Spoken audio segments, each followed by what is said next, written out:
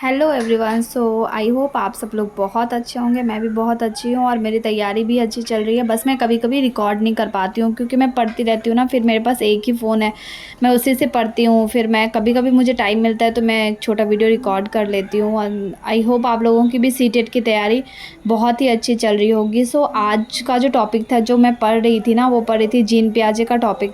Gene पियाजे के topic पढ़ते time मुझे ये लगा जैसे बहुत सारे टॉपिक्स ऐसे हैं जिसमें कि आपको समझने की ज़रूरत है, जो कॉन्सेप्चुअल है। बट जो जीन पियाजे की टॉपिक्स है उसमें आपको कॉन्सेप्चुअल तो है ही, प्लस आपको उसके जो कुछ टर्म्स हैं वो आपको लर्न भी करने पड़ेंगे जो बहुत बहुत इंपॉर्टेंट हैं। जैसे उसमें स्टेज दिया हुआ है, उन्होंने 4 स्टेज दिया था।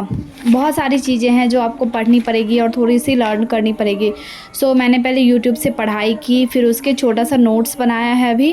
उसके बाद फिर मैंने जो सचिन सर की बुक है सीडीपी की पेपर 1 की, उसके क्वेश्चन आंसर थे वो कर रही थी। बट ये बुक नो डाउट बहुत अच्छी है, पर एक चीज़ जो मुझे अच्छी नहीं लगी इस बुक की वो ये है कि क्वेश्चन के जस्ट बाद उन्होंने आंसर लिखा हुआ है। तो मेरा कहना ये है कि अगर ये क्वेश्चन का एक चैप्टर है उसके बाद अगर आंसर देते हैं तो किसी भी स्टूडेंट का थोड़ा सेल्फ असेसमेंट भी हो जाएगा, जिसके साथ पढ़ने में भी बहुत अच्छा ही रहेगा। तो बस दैट्स इट। ये छोटी सी बात है जो कि मैं आपके साथ शेयर करना चाहती थी। उसके बाद यस, मेरी पढ़ाई बहुत अच्छी चल रही है, सीटेट की तैयारी चल रही है। मुझे जब दिन में टाइम मिलता है तो मैं छोटी मोटी जो टॉपिक्स है वो पढ़ती हूँ। रात को फिर मैं एक सेट लगाती हूँ। नॉट फुल तो नहीं कर पाती मैं, पर हाँ हाफ तो एटलीस्ट मैं पूरा कर ही लेती हूँ।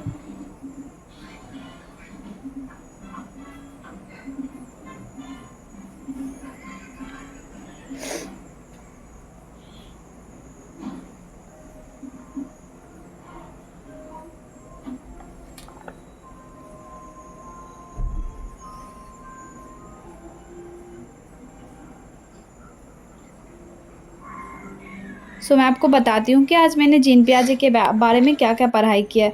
सो मैंने पढ़ाई किया जीन पियाजे का पूरा इसमें लिखा हुआ है नोट्स में। जीन पियाजे जो है वो थ्योरी ऑफ कॉग्निटिव डेवलपमेंट है।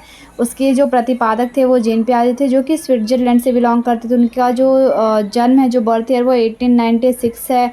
फिर उन्होंने जो प्रयोग किया वो अपने बच्चों पे ही किया। उनके 3 बच्चे थे और उन पे ही उन्होंने प्रयोग किया था। और सबसे ज़्यादा उनके छोटे बेटे पे, उनकी 2 बेटी और एक बेटा था, जिसमें छोटा बेटा लॉरेंट था, उस पे ही उन्होंने ज़्यादा प्रयोग किया था। बाकी चीज़ें आप देख सकते हैं इस बुक में मैंने लिखी हुई है। उसकी 4 अवस्थाएँ थी और उन्होंने कॉग्निटिव डेवलपमेंट और कॉग्निटिव जो नॉलेज है उस पे ही बात की थी उन्होंने। मीन्स बच्चा जो है वो खुद का जो होता है वो सेल्फ कंट्रविस्ट होता है, जो कि मतलब खुद से अपनी जो ज्ञान का है वो कंस्ट्रक्शन करता है, उन्होंने बोला हुआ था। फिर उन्होंने 4 स्टेजेस के बारे में बताए थे, जो ज़ीरो से स्टार्ट होता है। और ये सारी चीज़ें हैं। फिर मैंने थोड़ी सी इंग्लिश में भी लिखी क्योंकि कुछ टर्म होते हैं जो हिंदी में समझ में आते हैं, फिर इंग्लिश में समझ में नहीं आते हैं। तो मैंने कुछ टर्म जो है वो इंग्लिश में भी लिखी थी। पियाजे ऑफ कॉग्निटिव डेवलपमेंट। फिर लिखा था कि जो बच्चे जो हैं वो है अपने हेरिडिटी और इन्वायरमेंट से जो है वो सारी चीज़ें सीखते हैं।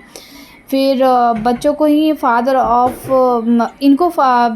जीन पियाजे को फादर ऑफ चाइल्ड पेडागोजी भी बोला गया है। फिर उन्होंने बच्चों के बारे में बोला कि he is a radical constructivist. Means जो है बच्चे अपने ज्ञान का विकास खुद से करते हैं। और यही सारी पढ़ाई जो मैंने पूरी की है उसमें लिखी है। So thank you all of you, and please like share and subscribe. Thank you.